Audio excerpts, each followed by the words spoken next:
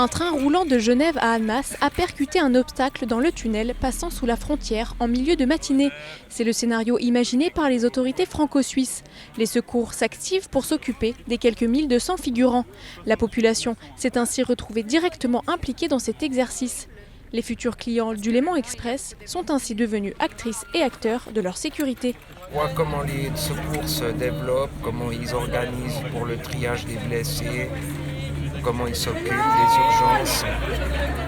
Et puis ils peuvent constater comme ça aussi des choses à améliorer. Les entités se connaissent bien, elles ont l'habitude dans le courant ordinaire de travailler ensemble, elles ont des processus qui sont similaires, elles ont des techniques d'intervention qui sont similaires. Et puis maintenant, il faut faire l'ajustage, le réglage fin, le dispositif est énorme. Nous avons plus de 100 observateurs qui sont engagés sur l'exercice. Chacun des services a mis des observateurs à disposition pour leurs propres besoins, et puis un certain nombre d'observateurs supra qui se concentrent sur ces modalités de coopération binationale. L'un des enjeux de cet exercice était de mettre en mouvement de façon coordonnée et cohérente les équipes de secours issues des deux pays avec leur propre doctrine d'intervention pour les cas d'urgence majeure.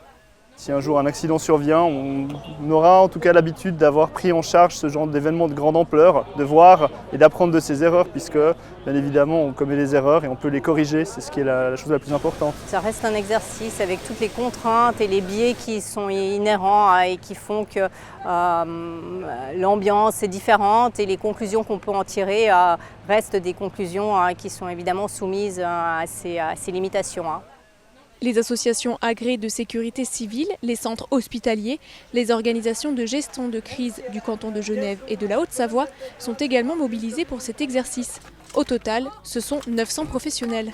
En cette fin d'après-midi, l'exercice prend fin. Soyons-en sûrs, toutes les leçons seront tirées pour optimiser au mieux le travail des secours franco-suisses. Reste une inconnue, seront-ils aussi efficaces qu'aujourd'hui si un réel accident devait se produire ?